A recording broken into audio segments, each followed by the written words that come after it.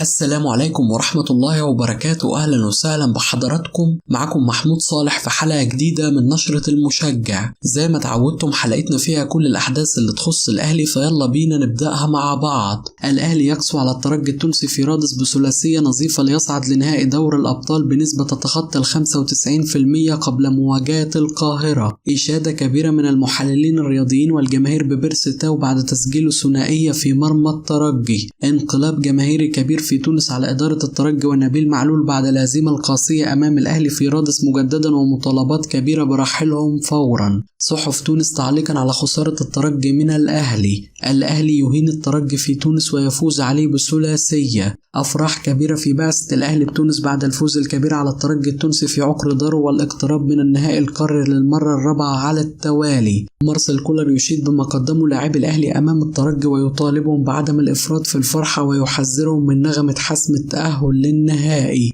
ويؤكد على ضرورة الفوز في مباراة الإياب في القاهرة لحسم التأهل بشكل رسمي. حمدي فتحي يواجه شبح الغياب عن مباراة الذهاب بنهائي دوري الأبطال حال حصوله على إنذار جديد في مباراة العودة أمام الترجي واتجاه لاستبعاده من التشكيل في هذه المباراة. علاء ميوب يتغنى بعقلية مارسيل كولر بعد اكتساح الترجي على أرضه بثلاثية، ويؤكد أن المدرب استغل كل الظروف في الترجي في حسم الصعود من لقاء الذهاب، وأن مباراة العودة ستكون لتأكيد الصعود فقط. جماهير الأهلي تؤكد حضورها في مباراة العودة أمام الترجي رغم حسم الفريق الصعود بشكل شبه رسمي. اجتماع طارئ في الترجي التونسي بعد الخسارة بالثلاثية لمناقشة مصير نبيل معلول مدرب الفريق. السفير المصري في تونس يتغنى بمستوى الأهلي أمام الترجي ويؤكد أن الأحمر قدم ملحمة كروية كبيرة أمام الفريق التونسي. أحمد بلال يؤكد أن فوز الأهلي بالثلاثية على الترجي سيتسبب في رعب الصن داونز والوداد قبل نهائي دوري الأبطال. عادل عبد الرحمن نجم الأهلي السابق يطالب لاعبي الفريق بخوض مباراة العودة أمام الترجي وكأنهم حققوا نتيجة سلبية في الذهاب لتجنب المفاجآت، ويؤكد على حزنه الشديد من اللاعبين بسبب عدم استغلال الفرص وتحقيق الفوز بسباعية على الأقل اليوم، وسعادته الكبيرة بمستوى الفريق مع مارسيل كولر محليا وإفريقيا. أسامة حسني يتغنى بالمنظومة الدفاعية للأهلي والكلين شيت الذي حافظ عليه الشناوي ومدافع الفريق في آخر 9 مباريات. مجلة نادي الزمالك تصف مسؤول اتحاد الكرة بالطراطير والقرود ولاعبي الأهلي بالبلطجية والأهلي بالنادي المكروه من كل دول العالم، في مشهد يؤكد أن من يعمل في هذه المجلة مجرد هو ومجموعة مرتزقة وليسوا صحفيين، ويجب أن يكون هناك تحرك فوري من المجلس الأعلى للإعلام لإيقاف هذه المهزلة. صحف جنوب أفريقيا تتهم أهلي جدة السعودي بالخيانة بعد استقرارهم على الإطاحة بموسيماني بعد صعوده بالفريق من الدرجة الثانية. بعثة الأهلي تعود صباح الغد للقاهرة للاستعداد لمواجهة العودة أمام الترجي التونسي.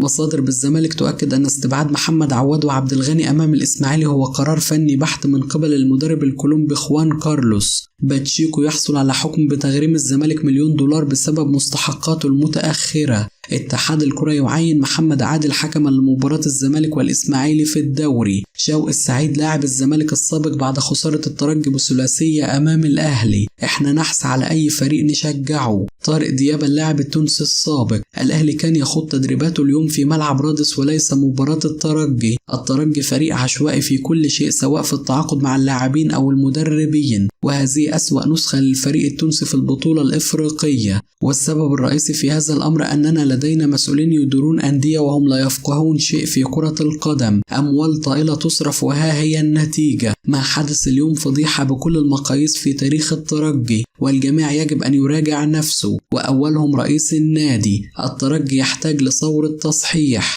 الأهلي كان قادر اليوم على الفوز ب5 أهداف لولا رعونة لاعبيه في إنهاء الهجمات. نبيل معلول والمسؤولين أضروا بسمعة وتاريخ الترجي ولابد من استقالة فورية للجميع، ولن ألوم أي لاعب. المدرب هو المسؤول عن الخسارة وتصريحاته عشوائية منذ بداية الموسم. لا يمكن أن تفوز على الأهلي ب3 لاعبين مميزين. للفوز على الأهلي تحتاج ل15 لاعب مميز على الأقل، لذلك لابد من مغادرة نبيل معلول للترجي التونسي فورا اليوم قبل غد، ومن المستحيل أن يعود الترجي في مباراة العودة بهذه النوعية من اللاعبين وبهذا المدرب، وما حدث اليوم درس قاسي للجميع. ضياء السيد: مارسيل كولر مدرب الأهلي الحالي غير من ثوابت كرة القدم خارج الديار وأصبح يهاجم بشكل كبير، وهذا يؤكد أن كولر يعرف اسم الأهلي جيدا ويلعب بشخصية الأهلي. الفريق صحح من أخطائه ولهذا تفوق بشكل كبير. مارسيل كولر ساهم في تطوير العديد من اللاعبين وهذا ظهر بشكل كبير خلال الفترة الأخيرة. على سبيل المثال حسين الشحات وبيرسي تاو، فالثنائي يقدمون الفترة الأخيرة مستوى مختلف تماما عما قدموه سابقا. أتوقع تأهل الوداد إلى نهائي دوري الأبطال هذا الموسم على حساب صن داونز. فريق صن داونز يظل فريق مخيف وجيد، لكن الأدوار النهائية مختلفة تماما عن الأدوار الأولى، والوداد المغربي سيكون منافس أصعب على الأهلي من صن داونز. مارسيل كولر: الأمور لم تحسم بعد، ورأينا ليفربول يعود ب4 أهداف أمام برشلونة، ورأينا يوفنتوس يسجل 3 أهداف في ملعب ريال مدريد.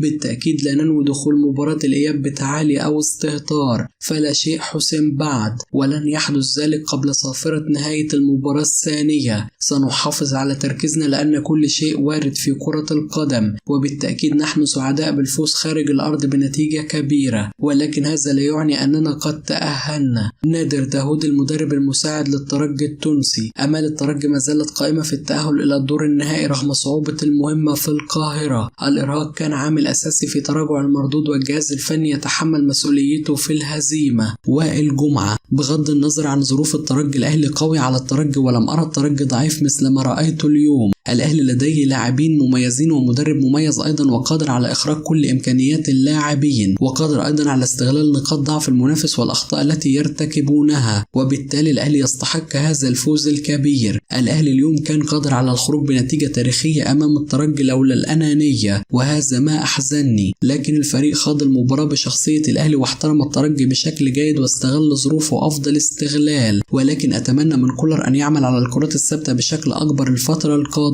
الترجي كاد أن يسجل في أكثر من كرة ثابتة لولا سوء التوفيق. قلت من قبل حينما كان متواجد مدرب سابق أن الأهلي سيحقق البطولات مهما كان مين مدرب، فالأهلي يملك إدارة وجماهير قادرة على إنجاح أي مدرب. كولر في تاريخه كله حقق بطولة واحدة، ومع الأهلي في سنة واحدة حقق بطولتين، وقد يصل لأكثر من 4 بطولات وصن داونز جاي دوره. محمد الشناوي: لم نتأهل بعد رغم الفوز على الترجي في رادس بثلاثية، وأمامنا مواجهة ليست سهلة في القاهرة. الكرة ليست لها حسابات، والتوفيق كان حليفنا اليوم وقد لا يكون حليفنا في اللقاء العودة، لذلك سنخوضها بكل جدية وتركيز لحسم التأهل للنهائي. احترمنا الترجي وكنا نركز بشدة طوال الأيام الماضية. فرقة الترجي فرقة كبيرة ويتواجدون دائما في نصف النهائي، ولذلك مباراة العودة لن تكون سهلة، وهذا ما سنعمل على إيصاله للاعبين، وبإذن الله سنحتفل مع الجماهير بالوصول للنهائي في القاهرة. في الأهلي نلعب كتيم واحد وليس هناك نجم في الفريق، والفترة الماضية كانت بها ضغوط مباريات وهو ما أثر على الفريق في دور المجموعات. سامي العيروسي نجم الترجي التونسي: أداء الترجي كان كارثي أمام الأهلي والمباراة كانت في اتجاه واحد والأهلي استحق الفوز. الترجي عندما استقبل أهداف لم نشاهد أي رد فعل منه وكأنه راضي عن النتيجة. الحمل كان ثقيل على نبيل معلول، خاصة أن الانتدابات لم تكن على أعلى مستوى، وهذا جعل الكل تحت ضغط كبير. وأعتقد أن نبيل معلول لم يكن من الأفضل أن يكمل مسيرته من البداية مع الترجي في ظل عدم وجود انتدابات قوية للفريق. لم يكن هناك أي روح في مباراة اليوم، والأهلي أعتقد هو الأقرب لحصد لقب دوري الأبطال هذا الموسم. محمد بركات: الأهلي قدم أداء ولا أجمل ضد الترجي، ولا يزال مارسيل كولر يقدم أشياء ولا أروع مع الأهلي. كم من الممكن أن تزيد النتيجة عن ثلاثية لولا بعض الفرص المهدرة. كولر قاد الأهلي لتقديم مستوى رائع، ولكن لا يزال هناك شوط تاني في مصر ولا بد من الاستعداد له بشكل جيد. وبكده تكون انتهت أخبارنا، وأتمنى تشاركنا برأيك وتقول لنا شايف من وجهة نظرك مين أفضل لاعب في مباراة النهاردة. هستنى رأيكم واشوفكم على خير في فيديو جديد.